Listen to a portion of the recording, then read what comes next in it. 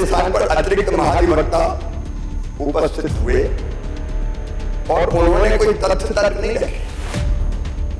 उन्होंने कहा कि हमें समय दीजिए।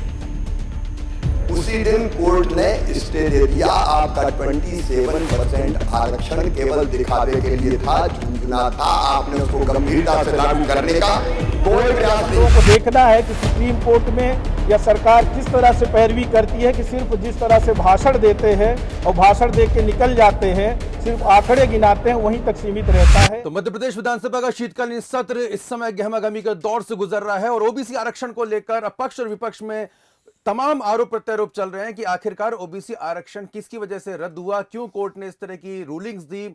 और अब कहीं ना कहीं पंचायत चुनाव से पहले सभी जो दल हैं, खासतौर पर भारतीय जनता पार्टी और कांग्रेस पार्टी, डैमेज कंट्रोल के प्रयास में जुटे हुए हैं। और क्या कुछ खास रहा और अब किस तरफ मध्य प्रदेश के पंचायत चुनाव आगे बढ़ते नजर आ रहे हैं। बहुत ही बड़ा पैनल और बहुत ही खास पैनल समय मध्य प्रदेश के इंडिया फर्स्ट न्यूज स्टूडियो में हमने आमंत्रित किया है। मैं तारुफ आपको जल्दी जल्दी करा देता हूं। हमारे साथ मौजूद है मध्य प्रदेश के वरिष्ठ पत्रकार, राजनीतिक विशेषज्ञ श्री रविंद्र जैन जी। आपका बहुत बहुत स्वागत है सर। हमारे साथ मध्य प्रदेश के वरिष्ठ पत्रकार श्री राममोहन चौकसी जी भी मौजूद है। आपका भी बहुत बहुत स्वागत है। और एक बार फिर हमारे तेज तर्र पत्रकार और तेज तर्र शैली के तौर पर अपनी पहचान बना चुके श्री प्रवाल सक्सेना जी मौजूद है। आपका भी बहुत बहुत स्वागत है सर। रविंद्र सर, किस और पंचायत चुनाव की जो गति है आपको बढ़ती नजर आ रही है मध्य प्रदेश में? देखिए आशुतोष जी, इसको मैं एक शब्द में बोलूं तो ऐसा लगता है कि सारे राजनीतिक दल मध्य प्रदेश के ओबीसी की जो उनकी नीति है वो कहीं ना कहीं मुंह में राम बगल में छुरी जैसे हो गई है। मुंह से तो वो ये बोलते हैं कि हमें ओबीसी को आरक्षण देना है, लेकिन आरक्षण देते हुए नहीं दिखाई देते हैं। कमलनाथ जी ने 27% आरक्षण किया, लेकिन जो प्रावधान करने थे वो नहीं कर पाए। यही कारण है कि कोर्ट ने उसको रोका। आज जब ये मामला केवल रोटेशन का मामला और सीमांकन का मामला हाईकोर्ट पहुंचा था, सरकार चाहती तो ये मामला यहाँ निबट जाता, लेकिन सरकार ने जब वहां आपत्तियां की और जो चीजें संवैधानिक थी उसको नहीं माना। यही कारण है कि ये मामला सुप्रीम कोर्ट पहुंचा और सुप्रीम कोर्ट में भी बहस होनी थी काहे पर, रोटेशन को लेकर। जो एक आरक्षण में रोटेशन होता है, रोटेशन की प्रक्रिया है, सीमांकन की प्रक्रिया है, रोटेशन होना चाहिए। लेकिन उस पर बहस होने के बाद जब बहस समाप्त हो गई और निर्णय आना था, अचानक एक नया विषय उठ गया और वो विषय उठ गया ओबीसी को आरक्षण देने का। जो खानवलकर साहब जी हैं, जो जस्टिस खानवलकर मध्य प्रदेश में भी रहे हैं, वो जानते हैं काफ़ी चीज़ों को। उनको मालूम था कि इस मुद्दे पर एक महाराष्ट्र का पहले से फैसला आ चुका है और उनने महाराष्ट्र के फैसले को लागू ना, मध्य प्रदेश में लागू ना होने पर जैसी उनकी नज़र में ये बात आई तो एक नया अध्याय खुल गया। और मध्य प्रदेश में जो पंचायत चुनाव इस समय चल रहे हैं, इस समय प्रक्रिया जारी है, उस समय उस पंचायत चुनाव में ओबीसी का आरक्षण पूरी तरह समाप्त कर दिया गया जी। अब इस समय क्या है कि ओबीसी पूरा उफान पर है। वो मध्य प्रदेश में ओबीसी राजनीति उफान पर है। दोनों दल इस बात के लिए तैयार हैं कि उनको आरक्षण मिलना चाहिए, लेकिन तरीके पर कोई जाना चाहता नहीं जाना चाहता है। देखिए, क्या भारत सरकार मध्य प्रदेश के मुद्दों पर यह घोषणा करने को तैयार है कि हम संविधान संशोधन को तैयार हैं? आप करिए संविधान संशोधन कि हम पंचायतों में आरक्षण देने को तैयार हैं, क्योंकि कुछ चीजें ऐसी हैं जो संविधान से जुड़ी हुई हैं। संवैधानिक व्यवस्था को यदि हम चुनौती देंगे तो हाईकोर्ट बीच में आएगा, सुप्रीम कोर्ट बीच में आएगा। लेकिन यहां राजनीति हम करेंगे, लेकिन जिस रास्ते से आरक्षण मिलना है उस रास्ते पे हम चलना नहीं चाहेंगे। अभी जो विधानसभा में चर्चा हुई है स्थगन प्रस्ताव पर, दोनों दलों ने बहुत जोर जोर से इस बात को कही है, आरोप भी लगा रहे हैं एक दूसरे पर और कह भी रहे हैं कि हम आरक्षण के पक्ष में हैं, लेकिन आरक्षण कैसे दिया जाए उन तरीकों पर कोई काम करने को तैयार नहीं है। आज कमलनाथ जी बोलते हैं कि हम चलिए साथ चलते हैं कोर्ट में, शिवराज जी कहते हैं कि हमारी सरकार प्रमुखता से इस मुद्दे को उठाएगी, लेकिन लास्ट में जाके एक ही बात आती है कि हम सुप्रीम कोर्ट के आदेश को मानेंगे और मानना हमारी मजबूरी भी है। और सुप्रीम कोर्ट वही करेगा जो संविधान में प्रावधान है। संविधान बदलने की बात इस समय कोई नहीं करेगा। तो ये तमाम सारी चीज़ों को ओबीसी को भी समझना पड़ेगा कि आखिर वास्तव में ऐसा तो नहीं कि उनके नाम पे पूरी राजनीति हो रही हो। जो मैंने पहला शब्द बोला, फिर से बोल रहा हूं कि हमारे मुंह में तो राम है, हम चाहते तो हैं कि हम बोल तो रहे हैं कि हमें ओबीसी को आरक्षण देना है, लेकिन हमारे मन में कहीं ना कहीं वो चीज़ नहीं है। मुझे तो कहीं ना कहीं नीयत दोनों दलों की नीयत पर शक है मुझे कि वास्तव में ये ओबीसी की राजनीति कर रहे हैं, लेकिन वास्तव में ओबीसी को आरक्षण देना चाहते हैं, ऐसा मुझे दिखाई नहीं देता। एक स्पष्ट मत आपका मैं लेना चाहूंगा सर ब्रीफ में।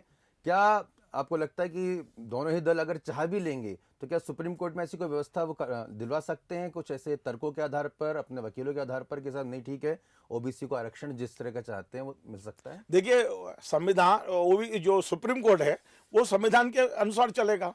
यदि संवैधानिक कोई अड़चन है तो उस संवैधानिक अड़चन को तो आप केवल संसद में ही दूर कर सकते हो। आप पहले विधानसभा से पारित होकर जाएगा, तमाम सारी विधानसभाओं से, और वो सुप्रीम कोर्ट संसद जाएगा, संसद उसको पारित करेगी। यदि उस तरह की भी अड़चन है तो भारत सरकार आगे आए, आगे बताए वो कि जो भी संवैधानिक अड़चनें होंगी हम दूर करने की कोशिश करेंगे। मान लीजिए इस बार नहीं मिला तो अगली बार मिल जाएगा। ये भी हो सकता है कि साल 2 साल के लिए आप चुनाव को टाल दीजिए, जब ये संवैधानिक संशोधन हो जाए उसके बाद आप चुनाव करा लीजिए। लेकिन इन सब चीजों पर चर्चा नहीं करेंगे क्योंकि राजनीति करनी है, ओबीसी के नाम पे हमें राजनीति करनी है। ओबीसी का जो वोट है वो वोट बैंक तो हमको चाहिए, लेकिन वास्तव में उनको जो देना है, जो देने की बात चल रही है, क्या वास्तव में उनको देते हुए दिखाई दे रहे हैं क्या? रमन चौधरी ने स्थिति बिल्कुल स्पष्ट कर दी रविंद्र जी ने यहाँ पे। तो अब ये मैं समझना चाहूंगा आपसे कि अब चूंकि अगर वही व्यवस्था कायम रहती है और ऐसी स्थिति में चुनाव होते हैं तो डैमेज किसको ज्यादा होगा? ये तो तयशुदा बात है आशुतोष जी कि इसका खामियाजा जो है ना अभी रूलिंग पार्टी को ही उठाना पड़ेगा। ये आप बिल्कुल मान के चलिए। और जैसा कि रविंद्र भाई ने कहा, ये बात में बहुत दम है और बिल्कुल सच है। ये कल भी मैंने कहा था, आज फिर कह रहा हूँ कि ये ओबीसी के नाम पर सिर्फ राजनीति हो रही है और कुछ नहीं है। गोलमाल जो करना चाहते हैं दोनों पार्टी, ना कांग्रेस उसमें गंभीर है ना भाजपा उसको लेके गंभीर है। और कुल जमा ये कहानी है कि देखिए पंचायत के चुनाव हो जाएंगे बिना आरक्षण के, ओबीसी का आरक्षण के हो जाएंगे। और इसको यदि करना है तो जैसा कि रविंद्र जी ने कहा, आपको संवैधानिक प्रक्रिया के तहत आना पड़ेगा, तभी ये मामला सुलझ पाएगा। प्रवाल जी, आप विधानसभा में आप मौजूद थे, वहाँ पे तरुण भनोत जी कांग्रेस पार्टी के पूर्व मंत्री और मध्य प्रदेश सरकार के मंत्री भूपेंद्र सिंह जी में जबरदस्त तू में हुई।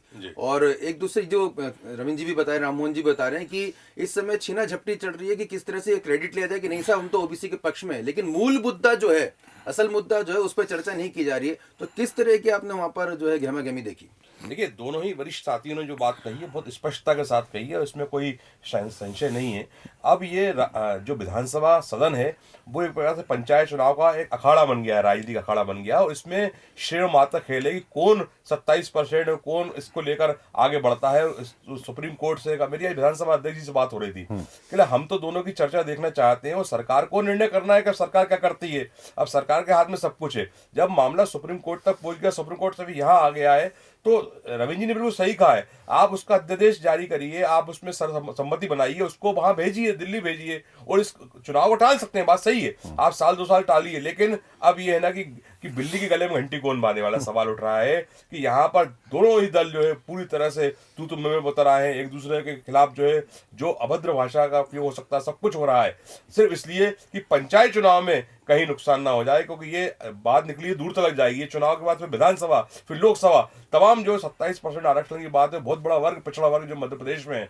और कमाल की बात है कि दोनों ही दलों के प्रमुख नेता जो है पिछड़े वर्ग से आते हैं, तो इसको लेकर और एक दूसरे के खिलाफ जो है वो नारे बुलंद कर रहे हैं अपनी आवाज। और सब मिला के ये जो है वो एक प्रकार से नूरा कुश्ती जैसा मामला सिद्ध हो रहा है। जी रविंद्र जी, एक सवाल आपसे और समझना चाहूंगा, बहुत ही खुलकर, बहुत ही सरल भाषा में आपसे समझना चाहूंगा कि बीजेपी कह रही है कि देखिए साहब आप कोर्ट में गए इसलिए ये सब हुआ। कांग्रेस कह रही है हम तो कोर्ट गए थे लेकिन रोटेशन करवाने के लिए गए थे, जो आप रोटेशन नहीं कर रहे थे, प्रक्रिया का पालन नहीं कर रहे थे, इसलिए हम गए थे।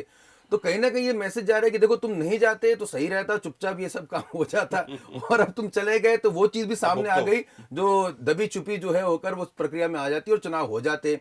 तो सर जनता के बीच में क्या मैसेज जाएगा इस सब तमाम नूरा कुश्ती को आपसे समझना चाहेंगे? देखिए, ये जो आप बात कह रहे हैं, भारतीय जनता पार्टी ने जैसे ही इस बात को कहा कि कांग्रेस के कारण से ये सब हुआ है, तो आपको पता है कांग्रेस के जो एडवोकेट वहाँ खड़े हुए थे उन्होंने 10-10 करोड़ के मानहानि का नोटिस भी थमा दिया है माननीय मुख्यमंत्री जी को, प्रदेश अध्यक्ष को और भूपेंद्र सिंह जी जो वरिष्ठ मंत्री हैं मध्य प्रदेश के, तीनों को नोटिस थमा दिया उन्होंने। क्योंकि देखिए, यदि कोई चीज़ गलत हो रही है उस गलत को गलत तो कहना पड़ेगा। सरकार यदि उसको वहीं स्वीकार कर लेती हाई कोर्ट में तो सुप्रीम कोर्ट मामला जाता ही नहीं। जब सरकार इस बात को तो स्वीकार करे ना। देखिए आशुतोष जी, मैं आपका जिम्मेदार चैनल पे एक जिम्मेदार बात कहना चाहता हूँ, कोई माने ना माने, मध्य प्रदेश के भारतीय जनता पार्टी का ये दुर्भाग्य है कि उसके पास बहुत अच्छे वकील नहीं है। वो करोड़ों रुपया वकीलों पर खर्च करती है, लेकिन कांग्रेस के पास एक विवेक तनखा जैसा एक इतना बड़ा हीरो वकील बैठा हुआ है।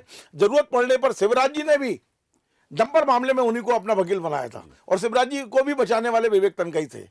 विवेक तनखा एक ऐसा व्यक्ति है जो कानून के अनुसार चलते हैं और कानून की जीत दिलाने वाला व्यक्ति है। आपने उनको पर आरोप लगाए तो उन्होंने तत्काल नोटिस दे दिया आपको। मेरा यह कहना है कि भारतीय जनता पार्टी को अच्छे वकील हायर करना चाहिए। यह हो क्या रहा है कि वकीलों के नाम पर पैसा तो बहुत जा रहा है मध्य प्रदेश से। आप यदि आरटीआई लगा के पता लगाएंगे तो आपकी आंखें चौंधी आ जाएंगी, इतना पैसा मध्य प्रदेश से जाता है। लेकिन वाकई मध्य प्रदेश को फैसला मिलता क्या है? मध्य प्रदेश जो चाहता है वो कोर्ट से हमें आदेश मिल पाता है क्या? इन तमाम मुद्दों पर भी अब चर्चा करने की और विचार करने का समय आ चुका है। मैं आपको बता रहा हूँ, देखिए सुप्रीम हाई कोर्ट किस मुद्दे पे गए थे और सुप्रीम कोर्ट ने फैसला किस मुद्दे पे दिया है, ये दोनों मुद्दे अलग अलग हैं। गए थे सीमांकन और रोटेशन के मुद्दे पे। सरकार यदि उस बात को स्वीकार कर लेती तो वहां सुप्रीम कोर्ट तक मामला नहीं जाता, लेकिन सरकार दूसरी लाइन से चल रही थी और उसका खामियाजा आज पूरे उसको उठाना पड़ा है, पूरे वर्ग को उठाना पड़ा है। तो मेरा ये कहना है कि अब जो कुछ हो गया है अब उसका रास्ता निकलता है केवल संसद से कि आप संविधान में संशोधन करिए, संवैधानिक जो हाथ पर बंधे हैं कोर्ट के उन बेड़ियों को आप खोलिए यदि आपको वाकई आप देना चाहते हैं तो, क्योंकि सरकार से बड़ा तो कोई नहीं है। आप जब 3 कृषि कानून अध्यादेश से ला सकते हो तो पिछले वर्गों को न्याय दिलाने के लिए अध्यादेश क्यों नहीं ला सकते आप? करिए प्रयास आप, लेकिन आपकी इच्छा शक्ति दिखना चाहिए ना उसमें। देखिए जनता इतनी अब वो नहीं है कि जनता को आप भ्रमित कर लें। आप जनता बहुत समझदार हो चुकी है। आज छोटा छोटा गरीब झुग्गी में रहने वाला व्यक्ति भी समझता है कि राजनीति हमारा राजनीतिक क्या दुरुपयोग हो रहा है। तो सरकार ये ना समझे कि वो कुछ इस तरह की राजनीति कर लेगी। मुझे लगता है सरकार को अब इसमें निर्णायक भूमिका निभाने का समय आ चुका है। मुझे ये राजनीति चुनौतियों से और कहा जा सकता है अवसरों से भरी होती है। आप ये जो इसको किस तरह से देखते हैं भारतीय जनता पार्टी के लिए, क्योंकि सरकार मध्य प्रदेश में उनकी है, ये उनके लिए चुनौती है, एक बहुत ही स्वर्णिम अवसर है जिसका जिक्र रविंद्र जैन जी ने कर दिया है कि अगर भारतीय जनता पार्टी की सरकार अगर उसमें फ्रंट फुट पे आगे बढ़ के एक स्ट्रोक कर दे, मास्टर स्ट्रोक खेल जाए, तो फिर कहीं ना कहीं उसमें काफ़ी फायदा उनको न केवल मध्य प्रदेश में बल्कि देश भर में मिल सकता है कि अगर ओबीसी आरक्षण को लेकर वो बड़ा कोई स्टेप अगर उठाती है तो। देखिए आशुतोष जी, जैसा कि अभी रविंद्र जैन जी ने कहा कि अभी वो समय नहीं है कि इसकी प्रक्रिया बहुत लंबी है, मतलब संसद तक ले जाने के लिए इसकी प्रक्रिया लंबी है।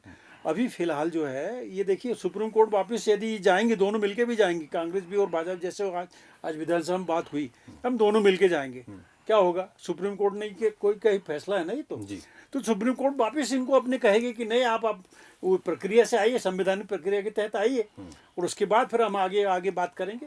और कुल मिला के कुल जमा ये है कि ये चुनाव जो है, पंचायत चुनाव यदि नहीं टलता है तो ये पंचायत चुनाव जो है सामान्य प्रक्रिया से हो जाएगा और ओबीसी के बिना आरक्षण के हो जाएगा। और उसके बाद फिर, और जैसा कि प्रवाल जी ने कहा कि आने वाले समय में तो नगरीय निकाय के चुनाव हैं, आपकी विधानसभा के चुनाव, सभी बहुत सारे चुनाव आपको हैं, आपको फेस करना पड़ेंगे।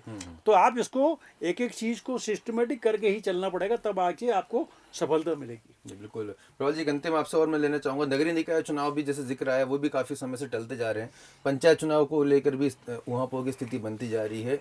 ये कहा जा सकता है हमारे संवैधानिक ढांचे में चुनाव एक महत्वपूर्ण भूमिका निभाते हैं। इसमें लगातार जो देरी हो रही है उससे किस तरह का जो आप बेचैनी जो है नेताओं में देख रहे हैं, क्योंकि रोज़ फ़ोन आ रहे हैं चुनाव हो रहे हैं कि भैया, और चुनाव हो रहे हैं तो तैयारी में जुटे हुए हैं। बीच में खबर आई कि सरपंच के जो है पैसे लेकर भी जो है वो तैयार खड़े बैठे हैं, तो बड़ी अजीबोगरीब स्थिति बनती दिख रही है। 40 लाख में कि सरपंच बना है। जी आशुतोष जी, मैं आपको बताऊं कि ये जो स्थानीय निकाय हैं ये राजनीति की प्रथम पाठशाला होती है। पार्षद बनते हैं, सरपंच बनते हैं। जिस तरह कॉलेजों के चुनाव खत्म हुए उसके बाद आप देखिए कि एकदम जो जहां से नेतृत्व उभरता है उस पर ही एक प्रकार से कहीं ना कहीं कभी कोविड आया था, कभी कुछ आया था, उस पर तरह से ग्रहण लगता है, तो एक नया नेतृत्व तैयार हो नहीं पाता है। और इस तरह ये जो होता रहेगा, इस तरह से अगर मस्ता रहेगा तो मैं समझता हूँ आने वाले समय में जो नए लोग, नई पोध निकल के आने चाहिए, राजनीति में आना चाहिए, वो नहीं आ पाएगी। और ये युवाओं के साथ भी, नए राजनीति में जो आने वाले लोग हैं उनके साथ भी बड़ा सेटबैक होगा। इसलिए इन प्रक्रियाओं को, कानूनी प्रक्रियाओं को, जैसा कि कहा अभी वरिष्ठ लोगों ने, जितनी जल्दी हो सके उसको टालना चाहिए, उसका मतलब निदान होना चाहिए और उसको ठंडे बस्ते में न टालते हुए एक अब समय आ गया है कि कोई बड़ा निर्णय लेना चाहिए। क्योंकि इस समय जो है सब लोग जो है सोशल मीडिया के माध्यम से, तमाम चीजों के माध्यम से अपडेट रहते हैं। जैसा कि रविंद्र जी ने कहा, आप किसी को आप बहुत लंबे समय तक मूर्ख नहीं या भ्रमित नहीं कर सकते। इसलिए जितना जल्दी हो सके निदान, उतना प्रजातंत्र के लिए अच्छा रहेगा। सर, एक जिज्ञासा मेरी बाकी रह गई है, रविंद्र जी आप चाहे तो उसको पूरी कर सकते हैं कि ये क्या अक्सर क्या होता है, आम जनता, अगर ये सरकार है उनको पता नहीं होगा कि उनके पास तमाम मशीनरी है, ये सब पता नहीं होगा क्या, और गांव वाले तो बात ही कर रहे होंगे चौपाल में बैठ के, ऐसा कैसे हो सके जब आपकी। तो मैं समझना चाह रहा हूँ सर कि क्या वाकई में जब हम सुप्रीम कोर्ट जैसे बड़े अदालत में हम जाते हैं तो उस समय क्या वाकई में सरकार या कोई भी ऐसे व्यक्ति को ये इतना अनभिज्ञ रहता है कि क्या उसके आफ्टर कम हो सकते हैं, क्या कुछ रिजल्ट निकल सकते हैं, क्या ये कैलकुलेटेड स्टेप कहा जाएगा, या फिर आपको लगता है नहीं ये दोनों ही पार्टियों के लिए एकदम से एक वज्र प्रहार था, दोनों को इस बात का अंदाजा नहीं था? देखिए, यदि आप सुप्रीम कोर्ट की बरबटम यदि उस कार्रवाई को सुनेंगे, वो जारी भी हो गई है और उन्होंने अपना विवेक तनखा साहब ने सबको भेज दिया है। दरअसल जिस मामले की सुनवाई वहाँ होनी थी, वो मामले की सुनवाई पूरी हो चुकी थी और लगभग स्टॉप हो गया, ये चुप भी हो गए थे रोटेशन और सीमांकन को लेकर। और उसके बाद में अचानक पता नहीं कैसे सुप्रीम कोर्ट के जज का ध्यान गया और उन्होंने सरकारी वकील से पूछा क्या इसमें आरक्षण का वो हो रहा है पालन, क्या इसमें महाराष्ट्र का को लेकर जो आदेश दिया उसका पालन हो रहा है। तो वो एकदम से मामला पलट गया। तो मुझे लगता है ये अचानक ही कुछ ऐसा हुआ है कि इसमें कोई प्लानिंग नहीं थी, लेकिन अचानक जो हुआ है वो सरकार के गले में घंटी जरूर बन गई है उससे। तो दर्शकों, आपको तमाम जो है हमने पहलू सामने रखने की कोशिश करी है और वरिष्ठतम जो हमारे साथ पत्रकार महोदय सब तमाम मौजूद हैं, उन्होंने अपने अनुभव से और अपने ज्ञान से कुछ इन्फॉर्मेशन आप तक पहुंचाई, सूचना आप तक पहुंचाई कि अचानक जो है ये सब हुआ है। और इस समय दोनों ही सियासी दल इस समय कह सकते हैं कि हतप्रभ हैं और इस समय हैरान हैं, और जिसको जो समझ में आ रहा है वो खुद सीना चीर चीर कर दिखा रहा है कि भैया हम आपके ज़्यादा सगे हैं और हम ज़्यादा आपके जो हैं खास हैं, हम और आरक्षण के लिए मर रहे हैं और अब तो साथ में भी चलने को तैयार हैं। तो आप देखिए आपको किन की बातों पर ज़्यादा भरोसा होता है और असल मुद्दे कहीं इसमें छुप ना जाए, इसमें ज़रूर हम आपसे दरख्वास्त करेंगे। और अगर आपको ये वीडियो पसंद आता है तो उसको लाइक करें, शेयर करें और चैनल को सब्सक्राइब जरूर करें। नमस्कार।